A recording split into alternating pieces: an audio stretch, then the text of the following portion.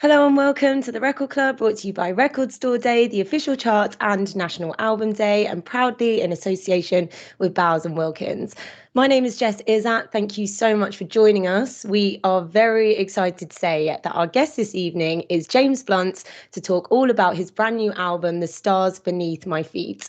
If you're new to the Record Club, we're going to be spending the next half an hour talking to James about the brilliant new record, and then we'll be putting some of your questions about the album forward for him to answer.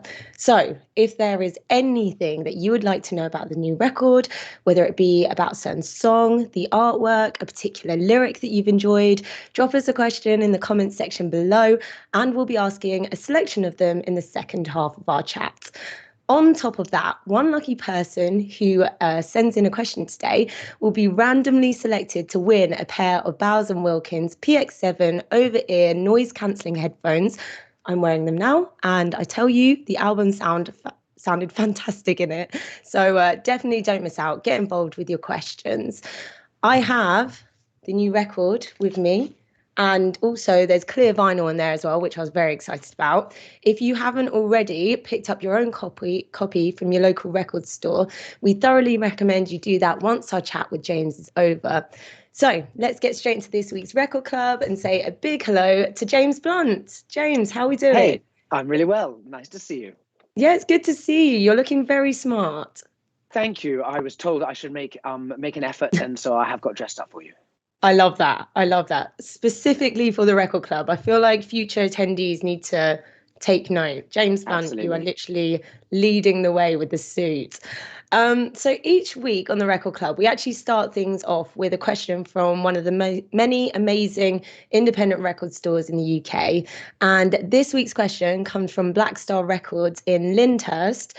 They've asked, the album cover very much shows your profession of being both a soldier and a musician. So how much has your previous life allowed you to handle the musical path that you have marched? I thought it was a really great education in the world, and in doing so, it put things in perspective. And so, the music business is quite shallow, in many ways, and then to be able to put things in perspective, I think was really useful. And so, when the world went crazy, when my album Back to Bedlam hit, when that song You're Beautiful hit, when journalists are asking you stupid questions in the world, certainly not here today, but questions I've been asked before. Just you wait. Yeah, then it could drive you mad in many ways, and you see lots of young people really struggling with their kind of mental health when they get into the public eye. And I think the army set me in good stead.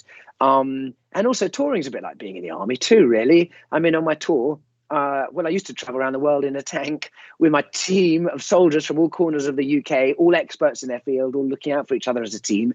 And now I kind of do the same. I travel the world. My tank's a bit more comfortable. It's a tour bus. It also has a fridge full of beer, so it's a bit sweeter. And we go to safer places. But I have my band and my crew, and they're kind of like soldiers in the army who kind of professionals in their field, all looking out for me. So yeah, they're definite. It definitely put me in good stead. Do you know any other people in the army who went on to be musicians? Did you kind of work with anyone in the army who now do music? No, but I was in a band with Bear Grylls. Do you know who I mean by Bear Grylls? Yes, that is amazing. He and I used to we'd go busking around Bristol when we were at university there, and we'd stop couples in the street, and basically we mugged them really, but with guitars. And we'd start, we'd sing to them and say, hey, what's your name? And she'd say Jessie, and what's your boyfriend's name? Toby. And we'd sing them a song. I can still remember how it starts. When young Jessie becomes a lady, all she wants to do is have a baby. When young Toby becomes a man, well, he wants to help her with her plan. And we could sing this song for about half an hour straight with different sentences and lines, and eventually the bloke would just go, mates, will you leave us alone, please? And they'd give us 50 pence and tell us to bugger off. That is amazing. So wait, you both sang and you both played as well? We both played with two guitars, and then he joined the army as well. He joined the Territorial Army, and I was a regular soldier instead. And then he's gone and done his thing with his TV show, and I've become a musician. That is amazing. Do you think you'll ever collab again? Well, we do speak to each other a lot, and yeah, who knows? we should have to reform the band at some stage. I love that so much. Also, big ups to Black Star Records for your question as well. Of course, we are here to talk about the new album, and it's massive. It's a compilation album of, you know, your best hits. We've also got live performances in there, and we've got new songs in there too, which is so good to hear. Where did you start with the compilation of this album? Yeah, well, for me, the record label have been talking about greatest hits for a couple of years, and then the pandemic hit, and my tour had to be cut halfway through, send the trucks and buses and band and crew home, and I went home to Ibiza, and it was a time to kind of be quite reflective, anyway, of what had gone on. And then when the record label said, "Come on, let's put this together," it was really exciting because they want to stick to just the top 20 songs on Spotify, but I really wanted to get involved and say, you know what, rather than some songs I didn't record so well. Or not exactly as I would have heard them, and I perform them better live. And so I can make a better package. I've got a song called I Really Want You. I didn't get it right in the studio, but I nail it live. So we've got a live in New York version, which is awesome. And a couple of other songs just from, live from Paris, live from Glastonbury, and live from London, a song called No Bravery, which is from my first album. And it's an amazing song, but again, the live version is just that much better. And so that's why I wanted to make a really sweet package, literally my best recordings of all the songs that have been part of my journey over the last 17 years. It must have been quite a nice sort of trip down memory lane as well. Hearing these songs. I mean, the "'Cause I Love You" live at Glastonbury, you can quite literally hear a woman screaming, "I love you," like in the crowd. That must have been amazing. Yeah, it really was. I mean, because some of my team in Atlantic and my management, we were starting, just to deep down find different recordings, and that, takes quite a process. But when you find something really amazing, we're all super excited by that. The performance at Glastonbury is the performance where I jumped off the pyramid stage, ran to the audience, crowd surfed on the audience, and you can hear that moment as I jump off the stage. And then when I got back to the stage, it was too high for me to get back onto. I couldn't climb up, and you can hear that moment in the audience too. And I'm looking at a cameraman who was on stage. I didn't realize he was a cameraman. He was a stranger, and I was shouting, help me," to the cameraman, and then realized, oh, damn, he's a BBC TV cameraman. I'm shouting, "Help me," to the nation, securing my position as the least cool person on the planet. Oh wow, we need this footage. I'm definitely going to be Googling on. Yeah, and that's the recording that's on my greatest hits. Amazing. And so obviously I've got the inside sleeves here as well. And there is a photo of you crowd surfing here. Do you remember when that was from? Was that? Come on, stick it closer to the camera. How is it? Where is that? Okay, yeah. I was playing in a casino in America, north of New York somewhere. And then they took me downstairs to a DJ. Tiesto was playing, and Tiesto, I don't know him very well, but they said, "Oh, you live in Ibiza? Well, he DJs in Ibiza. Come and meet him." So I was walked by the manager into the DJ booth, and and there I was with Tiesto, and he looked at me like, "What are you doing in my DJ booth?" I mean, "All right, mate." And again, just looked a little like, "Who the hell are you and why are you here?" So I thought, I'm not really wanted. So I stepped up over the decks and just threw myself into the audience and thought, I better get out of here That's way. One way to exit. Yeah. Yeah. There is another photo on here that I kind of wanted explaining. There's a picture of a group of you, and there's only one man in a towel. Everyone else is fully clothed. And yeah, I kind of wanted to know the story there. Yeah, well, you'll see the middleman is Elton John. And I was touring with him, and he took me on tour in the UK and around South America. And I think that was the last show in Santiago in Chile. And we all said, quick photo with Elton. And of course, my guitarist had no clothes on, but that's just a picture. Oh, okay. I see. So he didn't specifically undress for the photo. That's just, I mean, his demeanor at the time. He could have done. He's that kind of guy. Amazing. Talk to me about putting these photos together as well. Was this something that you did personally, and you went through, I guess, some photo albums, or like ones that you had on? Yeah, exactly. We were just kind of looking for photos from over the years. I put my first album out in 2004, and so really just going through all the tour photos and the You can see, what can I see there? I can see a picture of my nightclub at the end of my garden, the recording in Tom Rothrock's studio on when I was living with Carrie Fisher, and I'd drive along Mulholland Drive in Hollywood and go to the studio there. There's a motorbike there from riding across America, making a video for a song called Bonfire Heart, and lots of band shots, from touring, because most of my job is touring. I'm a touring musician. I live on a bus mainly. I sleep with 12 men every night, and that's our journey. So there's loads of photos from there. And not only the photos, but guys at home, you do actually need to get this vinyl, because the inside has probably the longest thing that I've read in a while. I hate to admit, but a full timeline of things that you've done, accomplishments, everything from your first 3 chords that you learn in guitar from someone in the year above. I mean, how do you remember stuff like that? Like Henry O'Brien, do you still speak to him?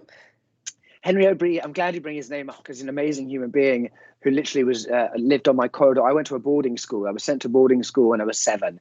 That's why I can remember every date, because it's literally logged down. But when I was then at a school called Harrow in North London, he was in a corridor, and he had an electric guitar, and he showed me a few chords, and he was a really special human being. And he's not with us on this planet anymore, very sadly. But he's a guy who literally, inspired me to pick up the guitar and inflict the planet with all the damage that I've inflicted on it, all the crimes. I was going to say, are you going to start a march on him or something? It's the beginning of the end for your haters. Yeah, exactly. Oh, what a guy. And then also you mentioned obviously Carrie Fisher, what a legend, and aka Princess Leia. And you wrote which song was it? I wrote many of my songs at her house. I wrote many of her songs. Yeah, I recorded Goodbye My Lover in her bathroom, where she had a piano, which I suppose, just that's what everyone has in Hollywood, a piano in a bathroom. But her house was a madhouse, a wonderful place. Literally outside in the garden, there were chandeliers in the garden, lit up. In her house itself, a Christmas tree up 365 days a year. And just really incredible things. The magazine on the side was her and her mum, Debbie Reynolds from Singing in the Rain, meeting Nixon and stuff like that on the cover of a magazine. It's just a really incredible, insane, wonderful house. Oh, that's so amazing. And then obviously there's a cameo appearance of Ollie Murs tweeting from an office in this timeline too. Yes, that was a big day in my life. I was supposed to play at the Royal Variety show in central London, and Oxford Street had a moment where people got panicked, didn't they? They thought they were coming under a terrorist attack on Black Friday a couple of years ago.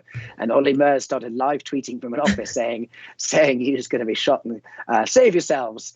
And as it turned out, there were no terrorists. It was just panic. And Piers Morgan started getting involved and tweeting. And I was standing on Regent Street, and people on Regent Street started getting this panic and sweeping up the road, like being in Jurassic Park, where they're all running past you. I was with my wife saying, I'm not running where they're running, because they could be running anywhere.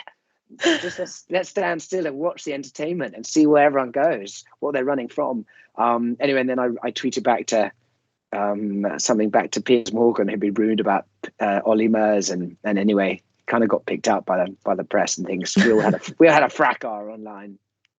Amazing. I feel like that's your where you're at one of your finest anyway, online on Twitter. Yeah. Getting stuck in. So obviously the whole of 2006, huge year for you with all the awards. 2007 we got the Dixie Chicks winning all your Grammys in there as well. And then followed by Ollie Murs tweeting from an office, which great days. I think is amazing. Great days. Reminiscing, all in the Greatest Hits album. I enjoyed it all. Guys at home, remember you can ask your own questions for James. I'm going to be getting to them in just a moment. I can see some of them coming through. I want to talk about some of the new songs in there. There's 4. Were there more songs which you just decided not to fit on here? Yeah, absolutely. I last year I was writing songs for a new album. Then when the label said, we'll put out a Greatest Hits and we need 4 songs, well, I said, I've definitely got 4 good ones. The other ones just aren't good enough. But these 4 I really love. They're really fun. The lead single called Love Under Pressure I wrote with Jack Savaretti, who I know you've interviewed before. I don't like him very much. He's too good looking, really. He's too good looking, too talented. And he lives in Formentera. And while I was in Ibiza for lockdown, as you do, we could wave at each other across a stretch of water, and we got on a Zoom call and wrote "Love Under Pressure." And for me, I was really excited. I had this piano part which I'd had for 12 years since I've been in Ibiza. I've been playing the same piano part for 12 years. Around about the same time. Your neighbours must love it. Yet, literally, my friends would come and visit, say, "Please, can't you play anything else?" And then I play them "You're Beautiful," and then they'd try and top themselves. Around the same time, I wrote a song called 1973, which is about Pasha, which is about Ibiza's most famous nightclub called Pasha, which opened in 1973. So I wrote this song 1973, and I had this piano part which went kind of alongside it.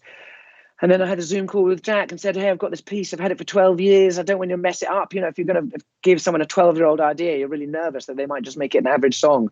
But as it was, he and I made it into a fantastic little dance track, and I really love the song. So thank God for Jack Savaretti. Do you think that you'll be able to perform it together at some point? Definitely. I'd love that. Although the audience might fancy him too much. I don't know. Maybe I won't do that. Yeah, don't want to be put up and compared to someone like him. Yeah, exactly. But if we do it behind a screen or something like that, him behind a screen. Yeah.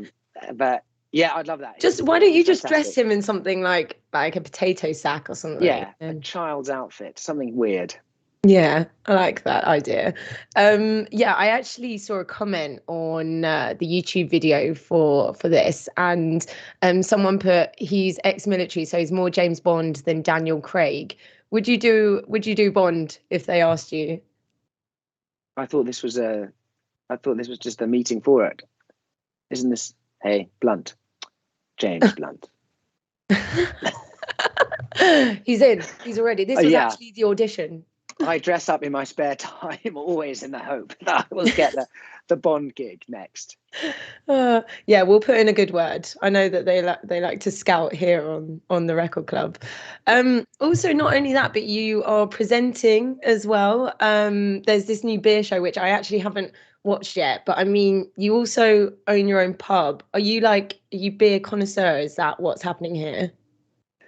Well, I think Amazon was starting up this beer program, and they realized they needed someone hot, really experienced with brains and great deep knowledge of beer. And so they got my co-presenter called Jaga Wise, and then they realized they're going to need a sidekick for her, just as your average idiot. So they got me to come along, and because I own a pub in Chelsea called the Fox and Pheasant, in case you guys are listening, then I must know a little bit about beer. And it's just, I think I've died and gone to heaven. This is the best thing that could happen to me. It's like Bake Off, but better because it's with beer. And because I'm the host, I don't have to use my brain. I just literally get the people brew out beer, and I get to just drink it and say, yummy. And hoppy. That's really that's really all I have to do. What's your choice of beer? If someone were to buy you a pint, they saw you out and they wanted to buy you a pint, what would you go for? Well, do you know what? At our pub, we have our own homebrew, which I never expected to be, as good as I'm a kind of Corona kind of drinking, or Estrella when I'm in Spain, kind of light looking beers. And we make a thing called Fox and Fez, which is absolutely immaculate, so delicious. But I have just managed to wangle myself another kind of beer, which I totally was blown away by on the show, by a brewery. Hang on, I've had a momentary block. What's it called? Hertog Jan. Hertog Jan make a grand prestige, and it's life-changing. Amazing. Okay, so remember that, guys. That's what James Blunt wants. Right, on to your questions. So Tracy Cotton on James's page says, what made you pick the title of your new album? Well, I wanted to call it Greatest Hit and Songs I Wish You'd Heard, because I only have You're Beautiful as a hit. Yeah. That's not true, is it? Well, greatest hit and songs I wish you heard. I thought that would kind of do its own marketing, and the record label said, no, you've got to do something, like more arty. So from a song of mine called Same Mistake, I have a line in that song, and it says, look at the stars beneath my feet. And in my concerts, when I'm playing, I get the audience to light up their phones, and when I'm playing, because they're all, looks like the stars beneath my feet. And so I thought that was a nice enough title. Adam Carpenter on the official charts page says, when you wrote The Glorious Monster, did you have any inkling of the impact it would have on so many people? I suppose I wasn't really thinking about that at the time. Obviously, my father was unwell with stage 4 chronic kidney disease, needed a transplant, and potentially, I could see his end, the end of the road for him. Which as a child, we're seeing, your father reach that moment in his life is obviously life changing, a chapter in your own life at the end of an era, and desperately painful to potentially witness. And that's when I wrote the song, just really for him, as the only chance I would have of saying those words to him and capture them in a song. But it's been incredibly touching, other people's reaction and their response and what they have had to say about the song. Oh, the music video, just like even thinking about it now, just like gets me emotional. To have him in the video was amazing. He's a kind of good-looking dude, and to have him there while I'm singing and blubbing my eyes out, looking a mess, and saying to him, "Oh, it's my turn to look after you. It's my turn to chase the monsters away." You can really see by the way he pats me on the arm that he'll always be my dad. That's the bit that gets me. I'm like, oh no, here it comes. Yeah. Did he have much direction? Did you have to give him any direction, or were you just like, right, we're just going to try this? Yeah, none at all, really. He hadn't been in that environment before. He's an old army colonel, never been on set. I thought there were way too many people involved. Thought, God, this looks expensive. Why have I got so many people with just you and me on camera? But no, I sang, bawled my eyes out beside him, and he was, he just was told to sit there and look natural. Paul Richards on James's page says, are there any songs that you find emotional to sing live in front of audiences? Yeah, all of them. I think that's the point of music. I get a bit of grief for doing, overly emotional songs. Am I oversensitive? But it's not supposed to be wallpaper. It's or just a blank piece of art. It's supposed to have emotion in it. Music is emotion. And I put as much emotion as I possibly can from, when I sit down and I play Goodbye, My Lover every single night, I'm back to where I wrote it, back to the person that it's written about. And I'm giving my every little bit of my, my heart in that song. And even, a song like You're Beautiful, people ask me, are you bored of it? No, I'm not. I get there and I'm back in that moment. And then I sing that song to that person and with every ounce of my heart, because that's what music is. It's magical. And that's also people who turn up and they want want it to mean something, and it does. Wondrous on Twitter says, James, is it true that you have tinnitus? If so, how much does it affect you when you sing live? I do have tinnitus. I've had it since 2006. I have a constant ringing. I can hear it in my right ear now. Someone got me a craniosacral therapist once, and they did craniosacral therapy on me. They said that they could fix it. And after an hour and a half of craniosacral therapy, I got tinnitus in my left ear as well. Oh. Thanks for nothing. Don't do that. Oh my God, did you sue them? But no, it's only badly in my right ear, and I don't mind it. But when I first heard it, I thought I'd go mad because it's like a television on all the time. But now when I go to bed, it just reminds me that I'm alive. And the only frustrating thing about having tinnitus, my tinnitus, is that it's not in any specific pitch. I can't tune my guitar to it, so it's not that useful. But I do like it. It's my old friend. It tells me I'm still alive. No harmonizing with the tinnitus then. No. Maybe one day. Maybe it's like a special sort of talent. If I can just tune it up, yeah. Lisa Bailey on James's page says, if you could have dinner with anyone, who would it be? Tough call. I'm not entirely sure. Why not Greta Thunberg? She seems like she's got her finger on the pulse nowadays, and she is a young person with a wealth and depth of knowledge and old spirit in her, and I think it'd be interesting to tap her brain. What would you say? Would you want to talk about environment, or would you want to be like, oh, let's talk about something else? Well, a little bit of both. She's an intriguing human being who, her story when she said, she's no longer going to school because she wanted to, protest about the planet. She's been a very brave human being, and she has great knowledge about the subject. And I am after this, I'm going out for a dinner about the environment. I'm wearing a blue Marine Foundation tie, and it's a lot of old people talking rubbish, and she's a young person with big ideas, and those big ideas are probably the thing that's going to change the world. Yes, I agree. Okay, That's such a good one. Wasn't expecting that, but that's great. Sarah Jane Lupton says, from the Record Club's page, says, how do you choose your support acts? The girls on your last tour are amazing. Yeah, they absolutely they are amazing. And normally I'm just sent a kind of a short list of people, maybe 5 different artists or bands, and asked to choose which one I like. And I just choose the ones that I think will be fun, and the music's fun, and that they'll be fun to people to have on tour, because they're probably going to be on our tour bus, or at least we're going to see them every day, and you kind of want them to be fun. My first one of the first and most fun tours I took was Star Sailor. Took Star Sailor out and they, Star Sailor, an insanely cool band who toured with Oasis, and then I was touring around the States, and said, would they come and be my support act on the road?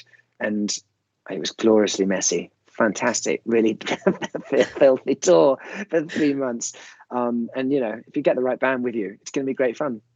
Do you know who's supporting you on your next tour? I do. I don't know if I'm allowed to announce it, but Okay. but I'll tell you because it's you, Gavin James, who is an amazing. I think he's an Irish singer-songwriter, big chap. He's like a big Ed Sheeran. He's got red hair as well, guitar and a bellowing voice, and he's fantastic. Amazing. And we don't have one more. I thought we had one more. I actually do have one more question for you about singing You're Beautiful, because obviously so many people must have come to you and said, oh, this song means so much to me, or it was, like sung at my wedding. Have you ever had a story that's kind of shocked you or surprised you? Yeah, I've been confronted by someone again in a casino in America, same casino that I was talking about earlier, where I was trying to get to my room, and the person started saying, it's me from the subway, What? it's me from the subway, 1984 subway, New York, you're beautiful, it's me that you're singing about. And I was like, what are you talking about? Like 1984, I don't that make you a pedophile if I was in any way involved with you. And I hadn't been to America in 1984. I wasn't in America till 2002. And then the person was saying, no, literally, you've been you've been hanging around outside my house. I thought, hang on, the world's gone weird here. That is, how did that end? You must have just walked away. I'm imagining that like kind of gif with Homer like sliding into the bush. But yeah, a gentle trot away, A gentle trot. Because actually I know the person. The person, I didn't write it about someone. I called it subway because actually in the song I say the word subway because underground is a really clunky word. The underground doesn't quite sing so well, so I called it a subway. But it was in London, on High Street, Kensington, and I know who the person was who I was singing to. Well, James, thank you so much for joining us. I'm getting a call that a certain royal is in certain desperate need of your help. But okay. We basically thank you so much for joining us. If you haven't already at home got yourself a copy of The Stars Beneath My Feet, we absolutely recommend ordering one from your local record shop. And before we finish, I'm also excited to announce that the winner of this week's Bowers and Wilkins wireless headphones prize is Lisa Bailey on James's page. So please slide into the Record Club's DMs and we'll get those headphones to you. Thank you so much, everyone, for sending in your questions. Our next guest is going to be announced on the Record Club's social media very soon, so make sure you're following us. Plus, of course, all previous episodes are available to watch back on our YouTube channel. James Blunt, thank you so much for joining us. Thank you so much. I'm sad I didn't win those headphones because they do look amazing. But I think, what was her name? She deserves them. Lisa Bailey. Lisa Bailey. Good on you. Cheers. And thank you so much for having me.